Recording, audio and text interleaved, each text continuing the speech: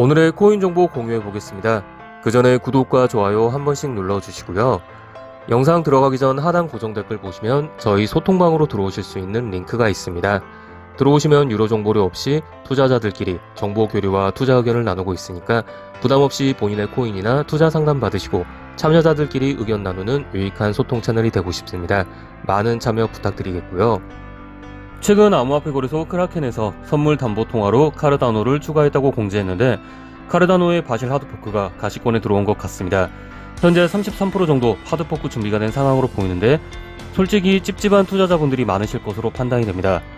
최근 최종적으로 버전 확정을 했지만 이미 이전 버전에서도 버전 확정이라는 발언을 했었죠.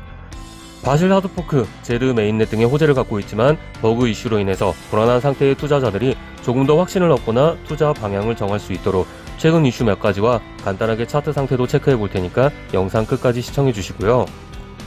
먼저 카르다노의 커뮤니티에서는 비트코인보다 에너지 효율이 6.9만 배 높다는 주장이 나왔는데요.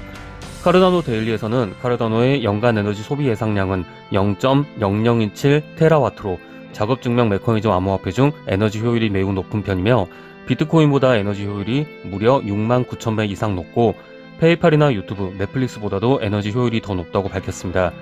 에너지 효율은 전환되는 과정에서 손실되는 에너지의 양이 어느 정도인지를 나타내는데 에너지 효율이 높다는 건 같은 작업을 진행했을 때 필요한 에너지의 양이 적다는 뜻이기 때문에 비트코인은 뭐 그냥 넘어가고 유튜브나 넷플릭스보다 더 높다는 건 흥미로운 것 같습니다. 그리고 암호화폐 전문 미디어 유투데이에 따르면 카르다노 테스트넷이 1.35.2 버전 노드의 버그로 손상됐다고 지적한 바 있는 개발자 아담딘의 트위터를 통해서 바실 하드포크 테스트 관련 스크린샷을 확인했으며 아담딘은 하드포크를 위한 준비 작업은 그 어느 때보다 순조롭게 진행되고 있으며 최종 노드 버전인 1.35.3에서 기존의 버그들은 모두 복구됐다고 밝혔습니다.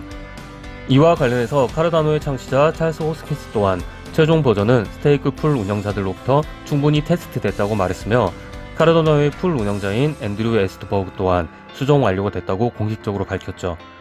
솔직한 심정으로는 왜 이전에 있었던 이더리움의 이슈가 생각나는지 모르겠습니다.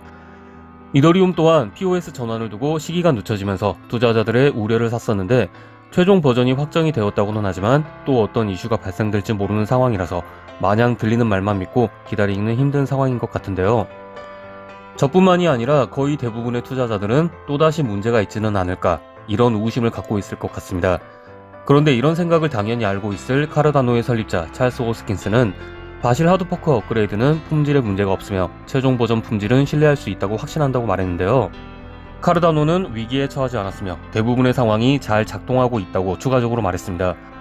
그러니까 테스트넷에서 버그가 발견되었다는 사실 자체가 테스트 프로세스가 제대로 작동하고 있음을 반증한다며 하드포크 업그레이드 코드는 광범위하고 상세하게 테스트되고 있어서 버그가 나타날 가능성은 매우 낮다고 주장한 건데요.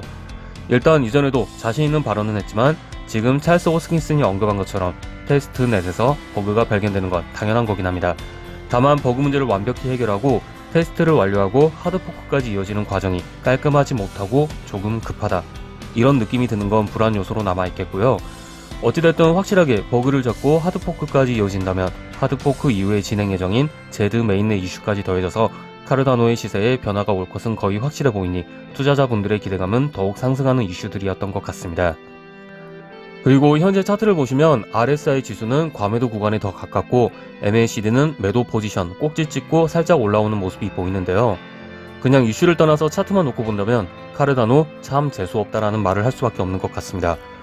왜냐하면 14일에 121선 위로 가격이 형성된 모습이 보였는데 당연히 단기선이 가격 따라 올라가면서 크로스 나오고 시세 펌핑 약하게나마 받아야 되는 차트였습니다. 그런데 이때쯤 뭐가 있었죠? 시장 조정이 왔죠. 조정이 오면서 단기선이 힘읽고 빠진 모습과 세력선이 121선 뚫지 못하고 있는 모습이 보이는데 다행인지 모르겠지만 볼린저 밴드 하락선이 벌어지는 상황에서 라인을 타고 흘렀다면 혹은 하드포크가 또 미뤄지거나 문제가 발생됐다면 가격적으로 큰 문제가 발생됐을 겁니다. 그래도 가격 방어해주면서 단기선과 다시 맞닿은 모습이 보이는데 이제 중요한 건 세력선입니다. 물론 하드포크 이슈가 남아있는 상황에서 세력선이 심하게 빠질 것이라고 보이진 않지만 그래도 51선 지지 체크하러 내려가고 있으니까 지지선은 확인할 겁니다. 여기서 지지를 받아주면서 이슈 터지고 단기선 펌핑되고 세력선과 같이 121선을 돌파한다면 모두가 바라는 상황이 되겠죠. 현재 홀더분들은 답답한 상황인 건 맞겠지만 조정이 오기 전까지 카르다노의 모습이 하드포크에 대한 선반영이라고 생각이 들진 않기 때문에 이끌이 좋았던 시기처럼 단기 이평선뿐만이 아니라 중장기 이평선까지 정배열로 만들어지길 바라며 오늘 카르다노 브리핑은 마무리하고요. 버그가 또 발생됐다는 이슈는 이제 그만 나오고 새로운 이슈만 말씀드리면 좋겠습니다. 시청해주셔서 감사합니다. 오늘 영상은 여기까지입니다. 영상이 도움되셨다면 구독과 좋아요 한 번씩 눌러주시고 하단 고정 댓글 보시면 저희 소통방으로 들어오실 수 있는 링크가 있습니다. 비용 없이 평생 무료로 정보 교류와 투자 의견을 나누고 있으니까 들어오셔서 코인 정보 확인과 투자 상담 받으시고 참여자들끼리 의견 나누는 유익한 소통 채널 코인살롱을 통해서 많은 도움 받아가시면 좋겠습니다.